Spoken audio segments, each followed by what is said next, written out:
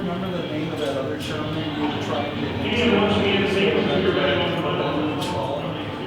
Wait, oh, no. I actually had no idea what you were talking about, so that's a no. Can you talk a little bit about the atmosphere tonight, and does that take away some? Tonight was amazing. You can't ask for better fans, better crowd than that, and there's no better way to get it against Michigan here on home court at the WNIT matchup. It was a great matchup. They did really well, and we executed at the end and finished it off. Can you talk a little bit about did the emotion help you guys in some ways? Oh yeah, the crowd is incredible. You can hear them. You score one basket, they roar. And I don't even know if they realize it or not, but that is a huge boost. Without them, it wouldn't be 30-4 now, which is amazing. But it wouldn't be half of that without them. Can you talk a little bit about the offense in the second half? Turnovers were down, the shooting. We tried to put together a stop and score at the end. We were up at halftime, and so we wanted to slow down the pace a little bit. And we tried to score at the end of the shot clock, and especially the last 6 minutes of the game, I think we did that really well. Joe Stein made some incredible shots at the very end of the shot clock, which was really, really huge for us.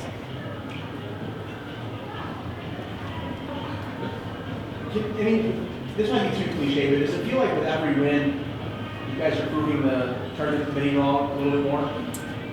You know what? It's funny because we don't even think about that at all. We're playing in front of our fans, playing in front of this crowd, and it's amazing to be here. So to be playing in the WNIT at home against Michigan, you can't ask for anything better than that.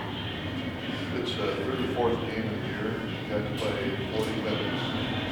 How do you feel? I feel good. I feel old. I just turned 23 last Sunday, so I'm old. I can feel it, I'll tell you that. Did the coach kind of let you know before the game you might have to go the distance? No, I think it's just who's playing well, who's playing hot, and I think our seniors especially really put together a good game there, and I just think she went with the flow. Since Michigan is currently the 5th in the nation in 3% field goal, does it feel good to kind of beat them for every game? Honestly, I didn't even know that, but yeah, we were making shots down the stretch. We were making them at the beginning of the half, and it feels good. It feels good to finally playing really well again. We had a little ball there against Ball State, and it feels good to be playing well. The whole team's coming together. Down the stretch, you mentioned your improvements to use the big in the second half. Michigan opened the second half shooting pretty efficiently. What adjustments did you guys make down the stretch defensively? We preached the timeouts that we're going to need to get stops and scores and to keep the lead. And I don't think they never even came, I don't know what they came in within, but then we just kept going farther and farther out. And that was our objective. We needed to stop and score. And every time they scored, we had to slow down the pace a little bit and score at the end of the shot clock. Also defensively, it seemed like you guys made them work late to the shot clock too. Was that part of the plan? Yeah, we really, really tried to get them to execute at the very end. Sometimes they hit some buzzer beaters, but sometimes we got the rebound and pushed them on the offensive end. Does this take away some of the sting of not being in the NCAA tournament? I mean, I'm sure it does, but we really have kind of gotten past that, and we kind of sucked it up and realized that sometimes it just isn't meant to be, and we're just trying to make the best of what we have now. We understand that we have a serious opportunity here, and we are going full head of steam towards it. So, is it as simple as that? Realizing you have a good opportunity, as Coach mentioned, even as late as the last game, and the elephant in the locker room was still that you're not in the NCAA tournament, but here it's like a different team. I think that getting to this point and realizing when you beat a Big Ten team for the second time in the same season that this isn't just a fluke, that this is like a legitimate good team that is coming together at the right time and just staying together even through that adversity where we feel like we should have had that opportunity and we're giving it, and we are just trying to make the best of what we have now and just kind of let this time extend as long as possible, because for some of us we might only have a few games left. Hopefully only have a few games left. What about the play of the entire senior class? I knew Jillian and Alexis really kind of carried things. Was that something you guys talked about, or is that just the way it worked out? That's kind of like an unsaid thing. I think for most seniors at the end of the season, you have this sense of urgency and you kind of get a little slap in the face, and it's like, whoa, like life is going to be very different soon for the first time in 15 plus years. So, like I said, we're trying to make this last as long as possible. And it's not really anything we've said, but we just come out and we understand that we're seniors and it's our turn to lead and step up and make those hard shots or make those defensive stops and lead the team. And then our team is incredible at just getting on our back and just flowing with it and taking the energy and boosting it and even bringing some of their own. We really feed off each other really well. I know you were talking, and you heard this announcement, you'll be hosting another tournament game. Really? Against who? Did you hear? I love to see Hall, but I don't know the I final think I'm situation. disappointed you said we got Who are we playing? The game's not over yet. Oh, but we will be They hosting. will, they've announced it this year. Okay, cool. Now that you know that you're hosting, how does that feel? It's awesome to have this environment. I feel like the only thing that we can really compare it to is like a BG Toledo game or something that has this kind of close feeling. They're an hour away, and to already have beat them previously in the season, and for them to know, or for us to know that they're going to come in and just go at us, that we knew it was going to be an awesome atmosphere, and it was. And huge thanks to everyone, because it's incredible to make a shot or get a stop and just have the crowd roar. Anderson was called the house that roars or whatever, and I feel like this is there now. It's awesome. Well, I guess what I was thinking, they announced that you'll host the next game. But now that you know that, how nice is that? That you'll be It's back home wonderful. again. Oh, yeah, sorry if I misunderstood No, that you're question. No, it's awesome. At this point, traveling is not something that we really enjoy doing, and we have a really good flow going here, and to know that we have that home court advantage is just phenomenal. It's really good. Phenomenal. Stringing together a few wins in this tournament, not a lot of teams are playing this late into the season. You guys can't be satisfied now. You guys have to be aspiring for more things. Just your comments on aspiring at least to the end. Yeah, absolutely. We know that we've had a more difficult path with High Point and St. Bonaventure. They're both very good teams, and Michigan obviously is a bigger team than us in a lot of ways. And to know that we can fight through all three of those now and just one more step closer to that point we want to be at is huge, and it just kind of gives us that momentum. And I feel like each game we've played better and better, and I hope that will continue. Did we ask about 30 wins? Because this is your 30th win. Can you talk a little bit about what that means? That's huge. I don't know that very many teams have done that ever in this program's history. And it's something that we don't really talk about at times. We kind of just go one game at a time, and when the game is passed, we let it go and focus on the next one, because what does it matter when you win in November if you're not winning in March? So, but that's something that's really huge. And I think once we are finished with the season and we have the opportunity to look back, that'll be something that we'll be very proud of. First of all, I got to commend our senior class. We had our post gotten foul trouble last game, and they had trouble putting the ball in the basket. Alexis Rogers had one bucket. Jill didn't score. We had Abby Siefer had got a couple of foul shots as well. But those two in particular, and then Jillian Hatfield stepped up today, and I knew they would. This is a game where you saw what type of intestinal fortitude those three had, and I knew we would get the performance that we got from them. With the way they've practiced and with the way they came out, there was a different intensity with them because they were so upset with how they finished the last game, and they wanted to prove they could do, and they did. This was a game where we played Michigan, as everybody knows, on November 8th at the Iona tournament, beat them by double digits up there. I had multiple text messages, multiple emails, multiple people telling me, hey, just so you know, they got a lot better, and you know, you need to be ready. And I wanted to tell everybody, yes, of course, every team gets better. Michigan's playing extremely well right now. They've gone with a double post lineup where they start 6'3", 6'4". We're not close to that height, but I wanted to tell everybody, I think we've gotten a lot better. We've gotten a lot better as a team, and we've gotten a lot stronger as a staff, and that makes a difference. And anytime you have a really unselfish team and you have a really smart team like we have, I think those are two X factors that are going to carry you at the end of the season and going to carry you into April. And we're fortunate to still be playing at home. I've got to give kudos to our administration for making this happen. Our fans showed up in droves today. They especially the three seniors, and they saw a great performance by those three today. You mentioned a couple of press conferences back that the elephant in the room was the NCAA. Has that demon been exercised? The elephant's still there. The elephant won't be in the room anymore when when people stop asking me about it. So, well, it's here. My bad then. Does this help take this away though, between the crowd, the noise, and the excitement around this game? Does it help at least chip away at it? I think so. Anytime you're still playing, before today's game, there's only 36 women's basketball teams playing. Okay, now after this round, there's going to be a lot less. We're going to the Elite Eight of the Sweet 16. You're going to have 8 more teams advance. The WBI is going on. There'll be two there. I mean, it's a lot of people still playing this time of year. It's 18, if my math's correct.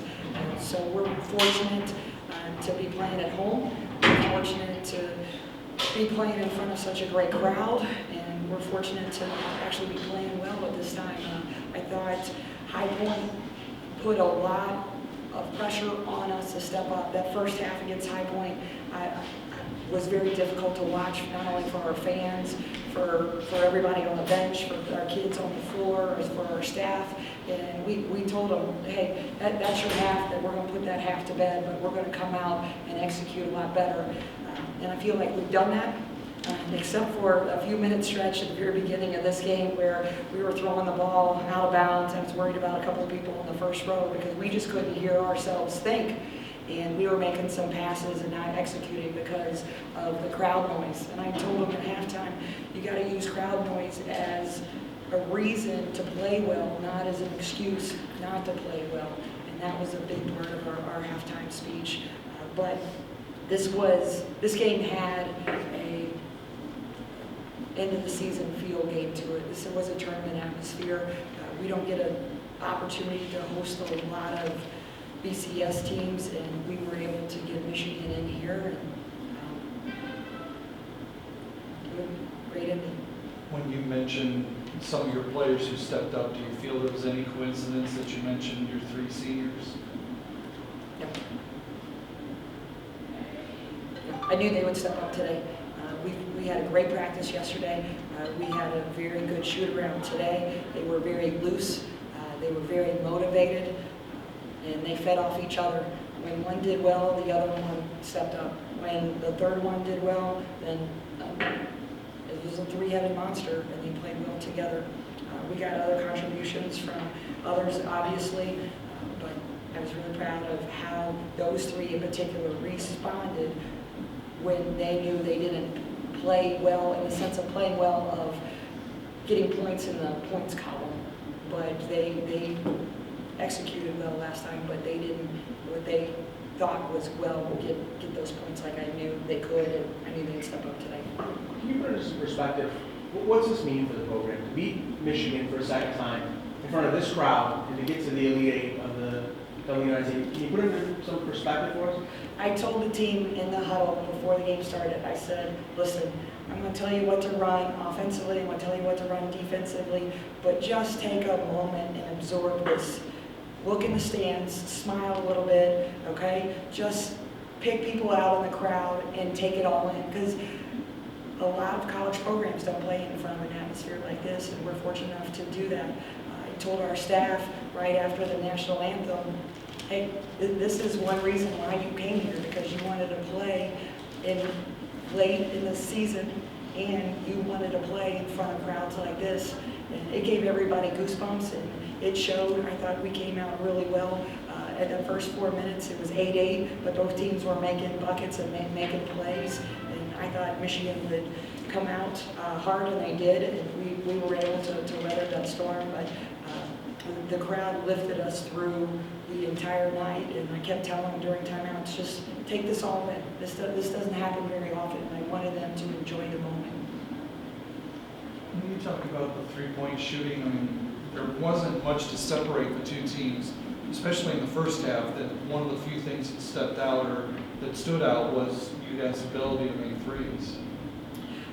Michigan has the ability to play man. They've got the ability to have different post assignments with if one post in particular high hedges or another one lays off, or they have the ability to play a 2-3 zone. They've got the ability to play started zone and flow into man. And there was a lot of different defensive assignments that we had to be prepared for. And I told our team that bottom line, you're going to get yelled at in this program if you don't shoot. Okay, and you're going to have to shoot the open shot, and you're going to have to hunt for shots in their zone, and for their zone, into man, into their man as well, because with the way they defended our ball screens, I thought if we made some extra passes, we were going to get some open shots, and our kids were ready. We had 3 different kids step up and hit threes today, and they were all big in my opinion, because it helped spread the floor. When you have a double post lineup like Michigan does, I wasn't sure if they would tend to double Alexis Rogers inside or double Jill Stein inside, and we would be able to pass out of it. But the more outside shots we hit, it takes away that game plan if they wanted to implement that. Speaking of that defense, your team played pretty well defensively. You were able to work it late into the shot clock and held down Smith, their best player. Could you just talk about the defensive effort? The first key that we wrote on the board is just we wanted to control tempo.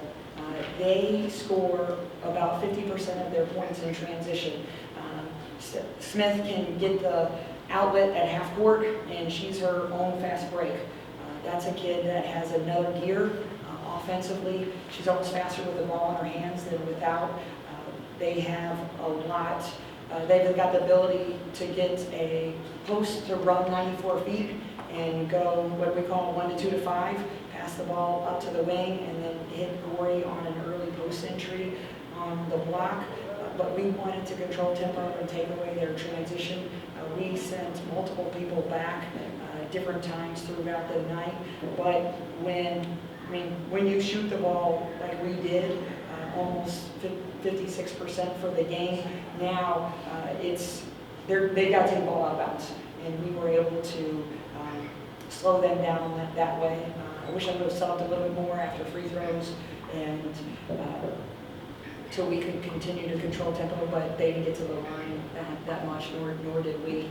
But it was all about controlling tempo and trying to make them work the ball late into their shot clock. And they stepped up. They made a lot of shots when that horn was going off. And I was happy taking shots late in the shot clock for us as well. And I was very content with a couple of shot clock violations that we had as well, because then it couldn't give them the ball. What was the key offensively in the second half? I mean, is it simple enough to say making baskets? Yes. Got to make shots to win. Anytime I see a t-shirt that says defense wins championships, I always giggle inside, because if you can't score, you're not going to win many championships either. But you got to be able to score at this level. And I felt we had a lot of times in the second half, we had 5 scorers out there. With the way Lex was shooting the ball from the arc, we could space things out. Jill made a couple outside shots, but with Jillian and Miriam and Deborah and a couple of other wings, Jasmine and Erica, it keeps the floor really well spaced. Workaholic. But when Stein was in here, she said she has no interest in traveling. That's kind of giving her that little extra oomph, if you will, to get it done, to keep playing here at home. I mean, does that motivation at all, I suppose, for you take that extra time if there is extra time, or to kind of ensure that you stay at home? You know what? This is not the answer you're looking for, but our team is so stressed out academically at times that even if we didn't host, I think some of them may stay here because they wouldn't want to miss class. And it frustrates me, because they have that desire, and I want that same desire athletically, and they do, but we get a lot of stressed out kids. We had to move practice because of a couple academic issues last night. We practiced late last night when I didn't want to, but they were a little bit more loose mentally, because they could go to class. They could go do that after school meeting that they had to, that a professor just told them the day of. But yeah, it's a lot more fun playing at home. Yeah, none of us like to pack, especially Mike Sheehan. He would rather stay home. he's got a kid that he wants to do stuff with this weekend.